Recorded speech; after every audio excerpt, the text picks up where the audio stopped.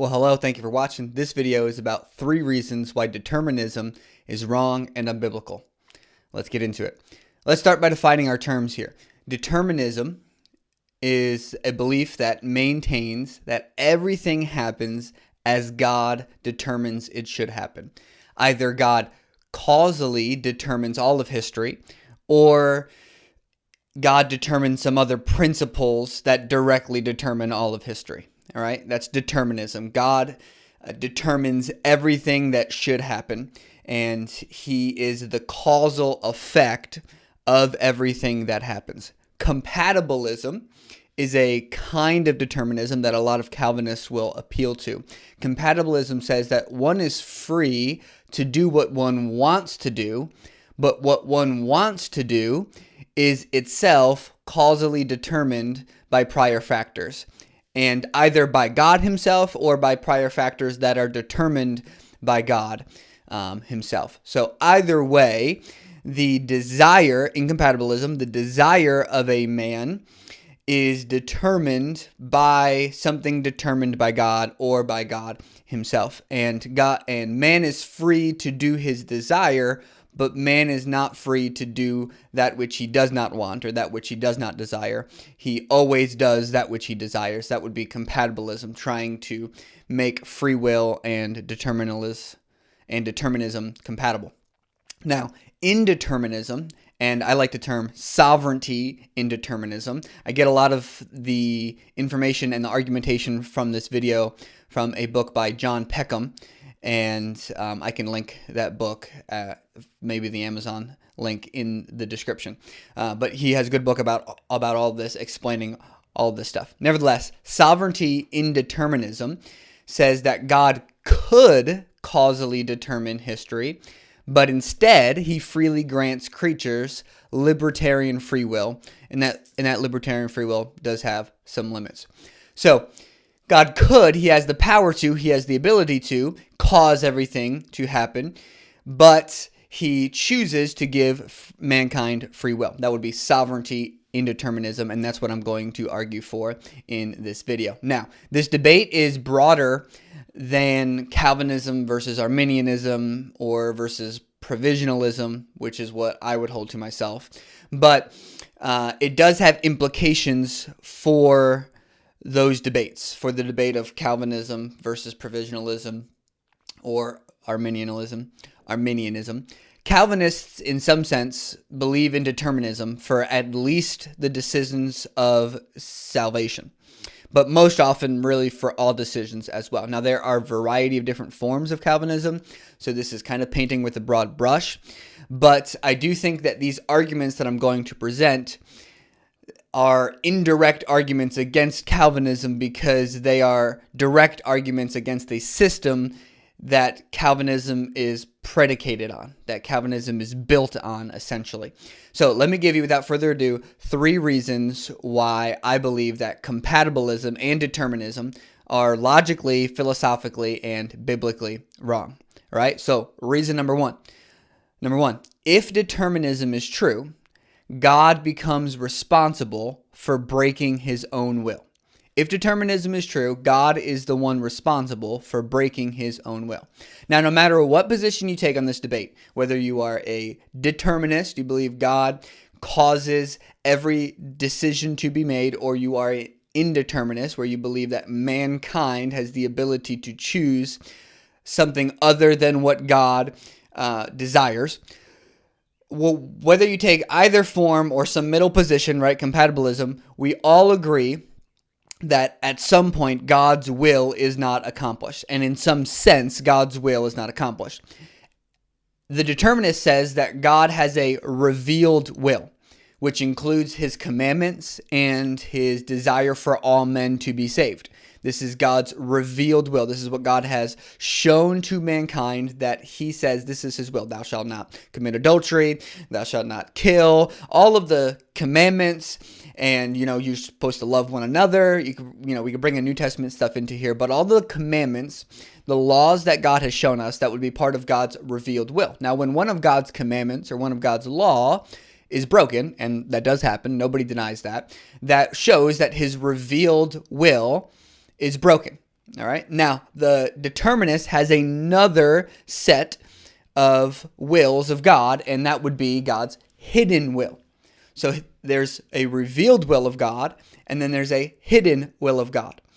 When the revealed will of God is broken, in the determinist view, it is because the hidden will of God determined that the revealed will of God would be broken. All right. In other words, God is responsible for breaking his own revealed will. God's hidden will breaks God's revealed will. Man cannot be responsible for breaking the revealed will, for it was impossible for him to resist the hidden will that ordained that he break the revealed will. All right. That's determinism.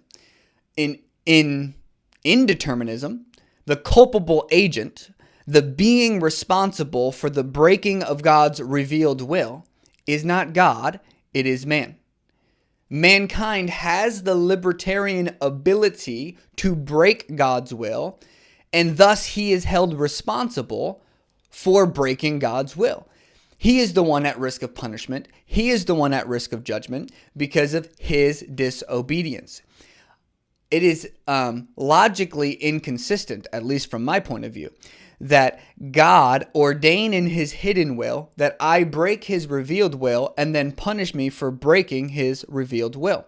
I did not have a choice under the framework of determinism, and really under the framework of compatibilism as well. There is no choice that I have. I have to do what I desire or what I want, and what I want is already foreordained, either by God or by some other principles that God foreordained. So let me anticipate a question, though, is that this: how then is God sovereign if he cannot control the decisions of mankind? I said that man has the ability to break God's will, to disobey God. So then how can God be sovereign if he apparently can't control the decisions of mankind? Now, let me make a quick distinction. First, is that's the way that the Calvinist or the determinist would often pose that question, but they are misunderstanding the point of the indeterminist when they ask the question, because we're not saying that God could not control the decisions of mankind, just that he does not. Now, there's a difference there. He has the power and he has the right. He is the creator and he is omnipotent. He has the power and he has the right to be able to meticulously control everything that goes on in creation, but he chooses not to. Doesn't he also have the power and the right to set up a world whereby he truly gives mankind dominion, whereby he truly gives mankind free will and choice to choose him or to not choose him, to disobey or to obey? The upshot here is that sovereignty, there's a misunderstanding of sovereignty. Sovereignty is not meticulous control. When the Calvinist or the determinist looks at us, and I say us, but looks at me, they say, well, you don't think God is sovereign because you don't think God has meticulous control. But meticulous control is not sovereignty. Sovereignty is not God being the puppet master, making sure everything goes exactly as he plans. Sovereignty is a king. A sovereign is a king with unquestioned authority. That is God. We need not God to be deterministic to be a king with unquestioned authority. All right? And to suggest that would be a misunderstanding of the definition of sovereignty. God has the ability to be sovereign, omnipotent, and omniscient in a indeterministic creation, which actually leads really well into point number two. Point number two, God is greater if indeterminism is true, right? Argument one for why determinism is wrong. Number one, it's just illogical, and God becomes the responsible party for breaking his own will. Number two, the God of the indeterministic system is greater than the God of the deterministic system. Let me pose you to my argument in two premises and a conclusion. All right? Premise number one, God is the greatest imaginable being. Number two, premise 2. The God of indeterminism has greater knowledge than the God of determinism. I think I said that right. The God of indeterminism has greater knowledge than the God of determinism. Number 3, here's the conclusion. If premise 1 and premise 2 are true, therefore God must be the God of indeterminism. So let me unpack that just a little bit. Premise 1 is, in premise 1, this is a common way of defining God in philosophy, and particularly it's popularized by St. Anselm of Canterbury. And it's called the ontological argument for God. Essentially, God, by definition, must be the greatest possible being that we could think of. If you are thinking of a being that can possibly grow or gain in knowledge or gain in power or gain in wisdom or gain in any way, shape, or form, can grow or increase, you must not be thinking about God, because God is maximally great. He is the most of everything. All right? He has everything that there could ever possibly be. He is the greatest being that could be conceived of, that could be imagined. So I don't think that this premise 1, is really controversial. All right? I think it would be agreed upon by pretty much all Christian philosophers and theologians there. Now, premise number 2 is the thing that is more controversial. So here's where my argument really will come into play. If indeterminism is true, then God not only has foreknowledge, okay? He not only has knowledge about what will occur, but he also has knowledge about what would have occurred if man had made a different choice. Now, he did not ordain man's choices, although he knew man's choices. His understanding is infinite. Right? He does have foreknowledge. He knows what happens in the future. And we can, foreknowledge does not mean causation. Even John Calvin admits this. All right? Foreknowledge does not mean that God causes something to occur. Now, God did, because he did not ordain man's choices, therefore, he knows what the possibilities are, the entire network of possibilities that could have been if man had made a different choice. I have this little sketch. I'll throw it up on the screen. I know I'm not an artist, but what I'm trying to show you here is that in indeterminism, God knows all the possible outcomes and the outcome that will happen. The outcome that will happen is the one in red. But he also knows all the other possible ones as well, because he has to, because his understanding is infinite, because he is omniscient. All right? So, but under determinism, God does not have to know all of the other webs, all of the other possible outcomes, because there are no other possible outcomes. He meticulously controls every single detail and every single decision. So he does not need to have, at the very least, he does not need to have knowledge of possibilities, because there are no possibilities. There are no what ifs. So he has a one line of knowledge there. And so I think this is a pretty good argument here. If premise 1 and 2 are true, then the conclusion that God must be the God of indeterminism, because the God of indeterminism's knowledge is greater than the God of determinism's knowledge, right? And if you're thinking of a God that can grow in knowledge, then you're not thinking of God. So the God of determinism, you must not be thinking of God, because indeterminism has a larger God with a larger knowledge. And so I think this is a pretty solid argument.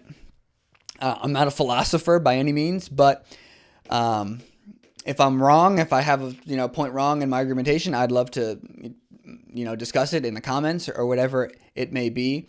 But God is bigger in indeterminism. He does his will. He gets his will done, even though he allows man to disobey. That is a bigger God. And if it's a bigger God, then it is just God himself. So moving on to reason number 3.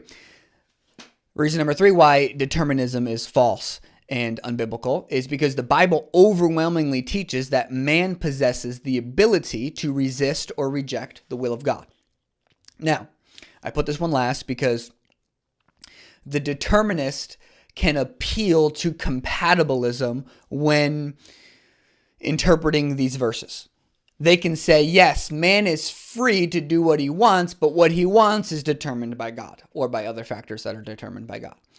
Now, I disagree with that interpretation, but I could see a way in which it works. But with my argument 1 and my argument 2 in mind, I think the plain reading of the text, the plain interpretation of these texts that I'm going to mention in a second, they just teach that man has the ability to resist and to say no to God and to not do his will.